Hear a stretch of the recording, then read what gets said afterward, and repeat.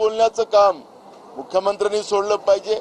मी मुद्दामून आठवण करून देतो या निमित्तानं की ज्यावेळेस कोरोना आपल्या देशात यायला निघाला होता त्यावेळेस आमचे नेते राहुल गांधीजी आणि सोनिया गांधीजींनी देशाच्या प्रधानमंत्र्याला पत्र लिहिलं होतं की कोरोना हा विनाशक आहे, अनेक लोकांचा जीव घेऊ शकतो आणि म्हणून देशाचे बॉर्डर जे आहेत त्या सील केल्या पाहिजेत।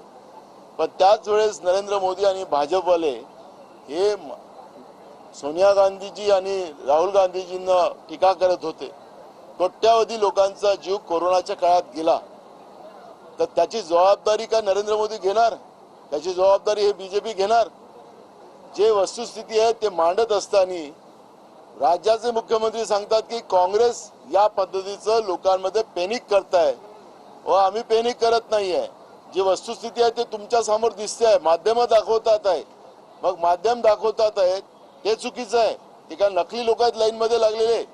आणि म्हणून राज्यावर आलेले हे संकट आहे।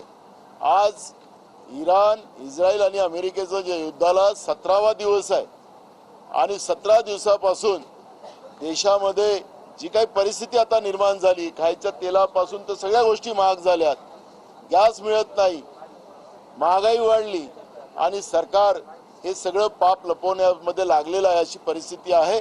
आणि म्हणून आज विधानसभेत हा प्रश्न उपस्थित केला।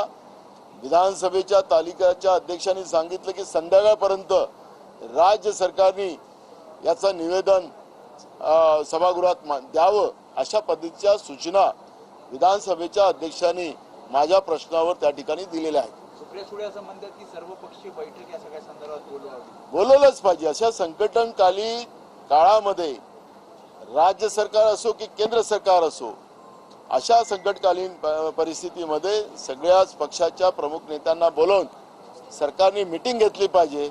पण सरकार लोकांना लुटायसाठी बसलेलं आहे, मोठ्या प्रमाणात ब्लॅक मार्केटिंग चालू झालेलं आहे आणि एकीकडे गॅस मिळत नाही, सरकार सांगते गॅस मिळत आहे, सरकारच गॅसवर आहे, अशी परिस्थिती आता निर्माण झालेली आहे।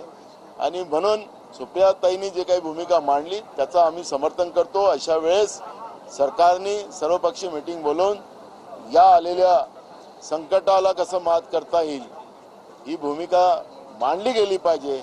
पण सरकार कोरोनासारखं वागत आहे आणि कोरोनामध्ये ज्या पद्धतीचे लोकांचे जीव गेलेत त्याला जबाबदारच नरेंद्र मोदी आणि भाजप आहे असं मी म्हणेन।